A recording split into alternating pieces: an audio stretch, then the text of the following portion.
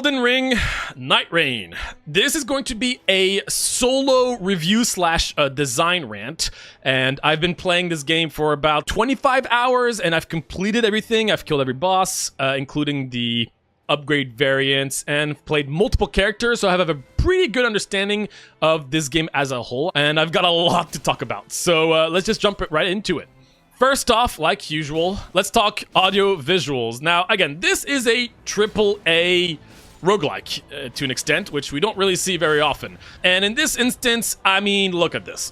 Clearly, yes, it's absolutely beautiful. This is Elden Ring, literally, and Elden Ring visuals are absolutely gorgeous. The sound design is incredible, extremely satisfying gameplay, which is really easily paired with the actual sound design. I don't think people really realize that. The artwork, the graphics, everything is just absolutely amazing. And to have that in a roguelike is pretty outstanding.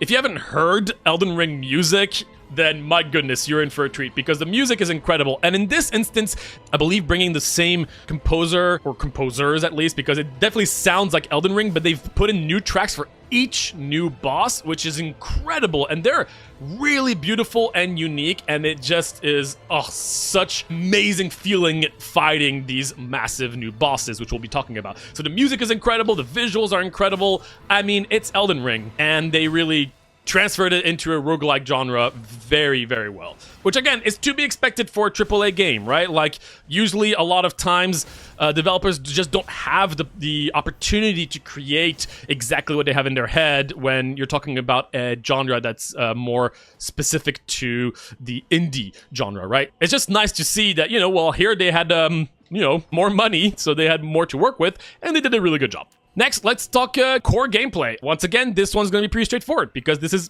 Elden Ring. It plays and feels very similar to Elden Ring. If you're going to be playing a guy with a big sword like this, you've got your normal attack, you've got your charge attack, which you have full control over how much you want to charge it.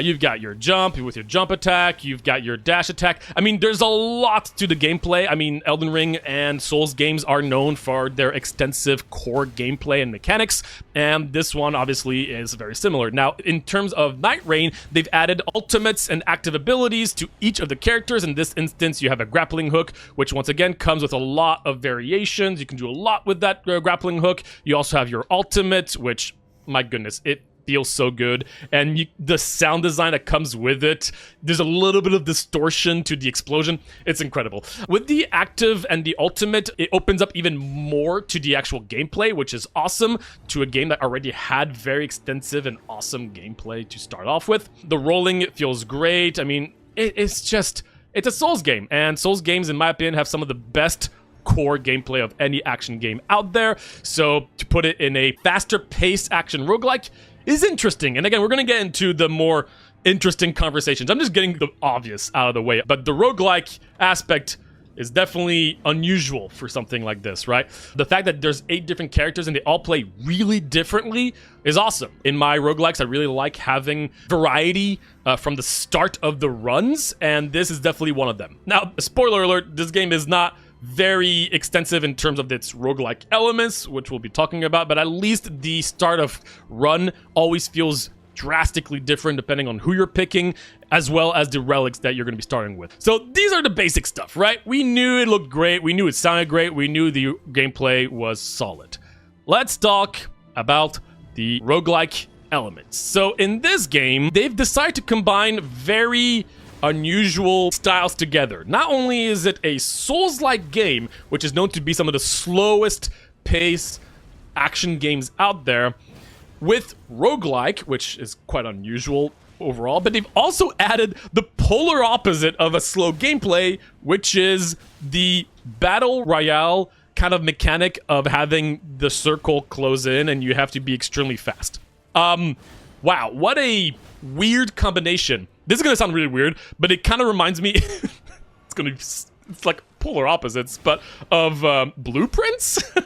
Obviously not in the gameplay or anything at all, actually, but Blueprints took 2 very different kind of styles, heavy puzzle focus and roguelikes, and that is a very odd combination we've never seen before. And same goes for Night Rain. These combinations of genres and subgenres have never really been done before. And so I just find that really interesting. And even if the game wasn't good, the fact that they've tried something unique for a AAA company is already a massive double thumbs up for me. You know, we need more AAA companies that are willing to take risks and try different things. Throughout the runs, you always have the same map. That is a bit disappointing to me. I do understand that it takes a lot to make these maps, but I kind of wish there were multiple maps at least. Within these maps, there are certain things that are always going to be at the same location. So once you get to really be familiar with the actual map, then you get a massive advantage. The things that do randomly generate are boss locations, elements of certain camps, whether camps spawn or not, item drops, obviously, and that's about it, really. So the randomness already in terms of like what you're going to be facing is not super extensive. There's quite a few bosses. I do wish there was even more, but this is going to be a game that I could easily see get a bunch of new updates. And speaking of, they are constantly already doing like weekly events, which is awesome. So the game is definitely staying fresh and there's always stuff to do. Now, in terms of the things that you're going to be finding, the different weapons and all, yeah, they're cool. Usually, depending on the character that you're going to be playing, you're going to be looking for specific classes of weapons, and then if they come with particular elements and particular stats, cool.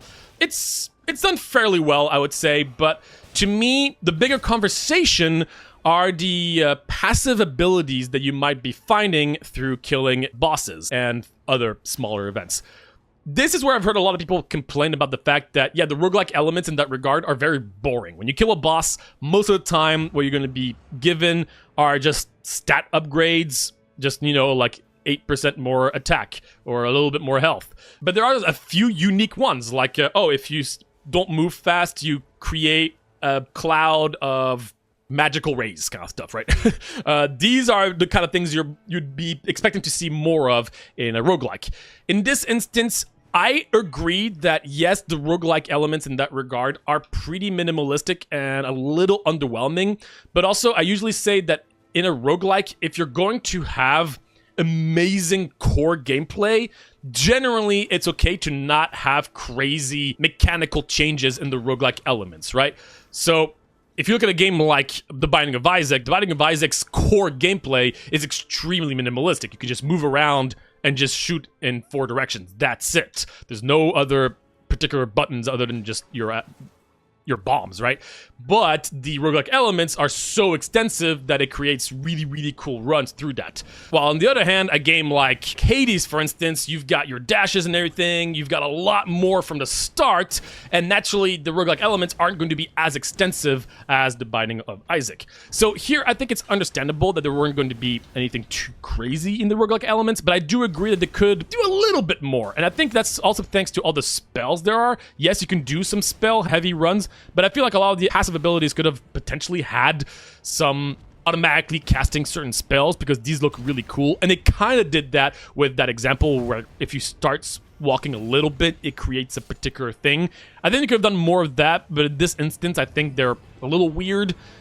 So I understand the community, but I also understand the game. I wouldn't want anything too crazy in terms of the roguelike elements because of how extensive the core gameplay is. You don't want to change the core gameplay massively, right? You want it to still be a Souls game. So I think they did a fairly decent job, but I do hope they will actually add more unique passives here and there.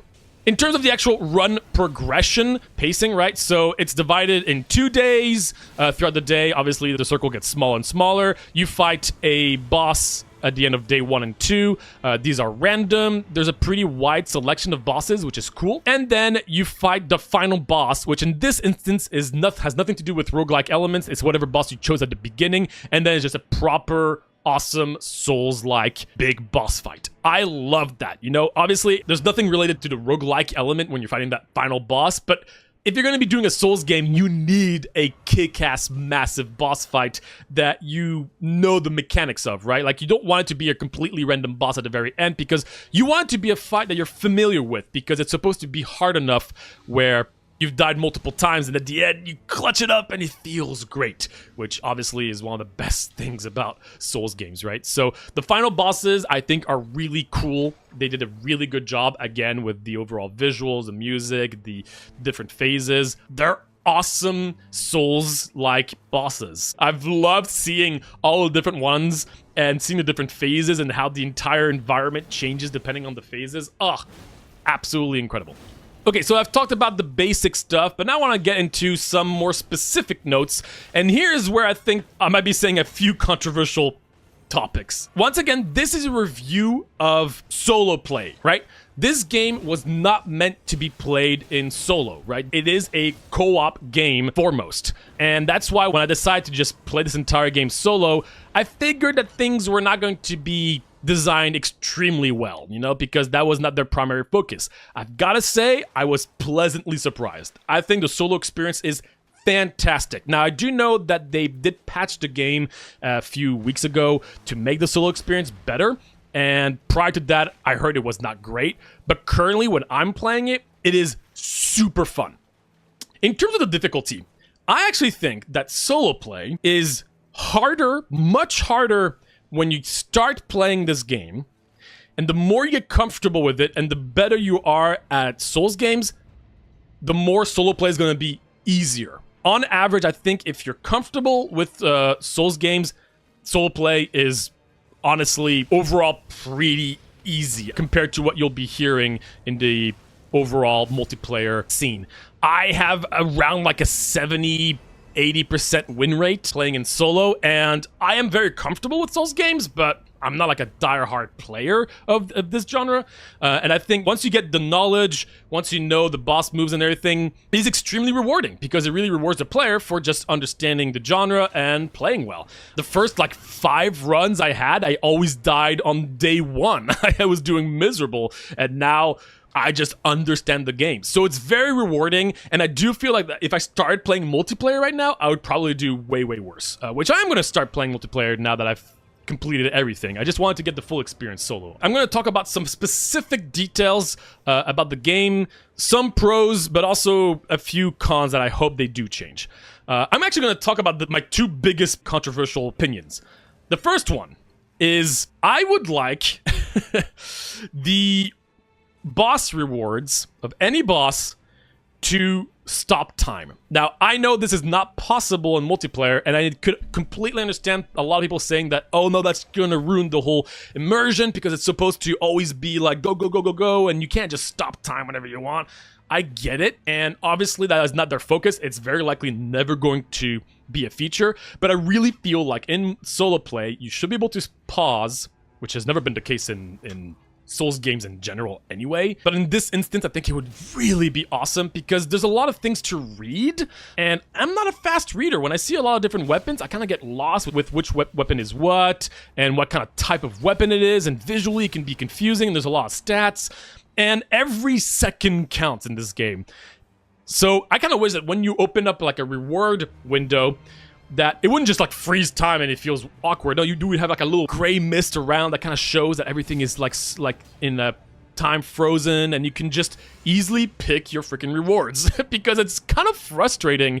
And I know it's frustrating in multiplayer as well, and it would feel unfair that solo play has that and multiplayer doesn't, but honestly, I think it would make the solo experience much nicer because currently there is no pausing between the moment you start and the very, very end before the final boss, which is just a lot. I know that this is the point, right? It's go, go, go, but I just think it would be better. The next one is, and this is a massive one, I wish you could teleport between the graces you found. Now, obviously, this would mean changing so many things, and probably would not be possible right now or ever. You would probably need a bigger map, but maybe less graces, and you wouldn't be able to do it between the boss graces, but I think that even if it was just once a day or like maybe as a consumable to be able to teleport to a grace you've been previously, I think would be nice. It would be a nice nice addition to add even more mobility to your runs while also, you know, having strategy around it, because the idea is that you wouldn't be able to do it constantly, maybe again once a day or something like that. I think that'd be cool, and it would also, you know, go well with the actual graces from the original Elden Ring, which is what you can do, right? I'm sure a lot of people would disagree with that, and I completely get it. I don't think it's a bad thing to not have it. I just think it would be a cool thing to try. And I'm sure they have thought about it. I'm sure they've tested it, but I don't know. I think it would be a nice thing, at least in solo play. Okay, now I'm going to talk about a few little details that I actually do hope they're going to adjust or change. First, stats. Overall, stats are not very well explained. Now, this was also the case in Elden Ring naturally, but here, the fact that you're super fast and you don't have time to look at things, I think is a bit annoying. The relics, which I'm going to talk about a little bit more in a second, they're very confusing. The wording just feels off on a lot of them. I do actually think there's some translation issues here and there. For instance, even follow-up attacks possible when using character skill. Even that is confusing on its own. Physical attack up. No one has an idea of what physical attack up means. How much is it? 2%, 5%, 10%? Why are they not showing that? And I've actually looked up these numbers. And once you know these numbers, you realize some of these actual things are really bad compared to others. And not knowing that preemptively is honestly kind of weird. I just wish they were a little bit more clear and you could get more information about what all this means. And while I'm on this page, I do want to touch on the relics a little bit. So the relics is what you're going to be finding after completing a run, right? This is your meta progression for your character, right? And there's some really cool stuff in here, some pretty unique things too. For instance, attack power permanently increased for each Evergold prisoners defeated, and you start with a key that lets you do that. That's a particular build path, right? The fact that, you know, oh, follow-up attacks now create fire, which again, it's hard to understand, but I know that's what it does. It's really cool. There's different ways to build your characters. It's not extremely extensive. It could be even more, but I think it's pretty cool. But the way you get those relics is a bit messy. They're completely random. A lot of them you're gonna have, as you can see, not have all of their slots filled. Now, how do you fill up the third slot on this? You can't. It's just a weaker thing, which to me makes no sense. I don't understand why you can't just add the smaller rocks. Like these guys right there, right? Like they just have a single effect. You'll never use them, even when you get started, because they're terrible. You can't do anything more than that. Why can't you just fuse them together, right? Like, this seems so obvious to me. Right now, there's two things here. There's one thing here. Fuse it. Make it cost money to fuse these relics. Give us more flexibility, more ways to play around with these things, because right now it's just completely random, which, again, is fine to have randomness, but the fact that you can't customize this stuff in any way, shape, or form, and then your inventory is super crowded with very mediocre things. Now, you can sell them. Very few people know this, and again, the game doesn't do a great job explaining a lot of stuff. You can sell some of these, but selling is really slow. I haven't sold them because it's just kind of a hassle to sell these things one at a time. So I do think the relic system, the relic effects are cool, but the way they're implemented in the game is really messy to me, and I think they could do a lot more with it to make it more customizable and just overall more fun, because some relics are really strong, others are not, and there's just nothing you can do about it. One little thing that I think would be really nice is currently, this is the round table right here, right? And the round table is quite well known in the Elden Ring community, obviously. Now, I'm playing solo, but it'd be nice to see multiplayers here. And I'm not talking about the ghosts that you see here and there, you know, every single Souls game. I'm talking about actually seeing another player like me in this round table. Now, this might not be doable with the way the game is coded, but obviously not like full-on random people, maybe just your team. If you're in a team, and while you're at the round table and you're waiting for your next match and you're doing a few meta progression, it'd be so cool to have your teammates just also walk around. You could even play hide and seek. I don't know. Just, I feel like there's a bit of a missed opportunity to not have your teammates in this hub world. I think it'd be really, really fun. Especially since every time you see your teammates, you're always in a hurry, right? So maybe you could just be here, actually look at, you know, their cosmetics and do some... try out some of the, you know, emotes, that kind of stuff. Another thing in-game is a minimap.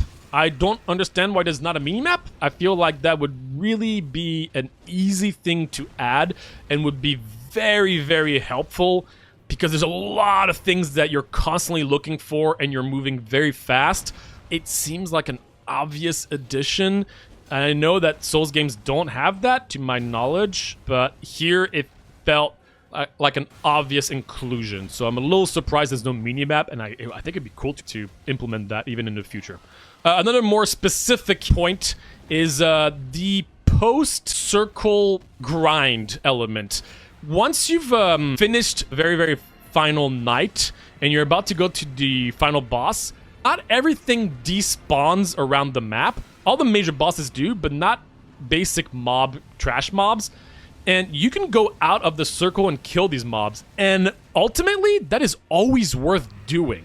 Because even small enemies are worth, you know, a little bit of runes. And a tiny bit of runes can be a major difference. You can even kill some bosses if you have like a camp around. And that's just really weird. I feel like that should not be included because it's kind of just a hassle and it feels a little odd. I do it all the time and I get really strong. I reach level 15 fairly consistently. And I think that a lot of it is attributed to the fact that I'm just killing everything around the outside of the circle at the very last night. It's annoying, but if you're trying to min-max, that's the best thing to do. And I just wish that wasn't a feature because it's just weird and annoying and unnecessary. So I kind of wish everything despawned after you finished the Night 2 boss. Another thing is during runs, I don't know what they could do, but I feel like the inventory is pretty awkward. Once you've cleared a very, very first camp you spawn in, you might have a completely full inventory on the spot. And then you always have to kind of go through your inventory and move things around. And yes, some people would say that's part of the gameplay, is you need to be good at item management, but really? Is that really part of the gameplay? Because it's kind of annoying sometimes to just open a bajillion chests, like 9 items fall, and you can look through all of them individually, but every second you waste can be a pretty major downside, right?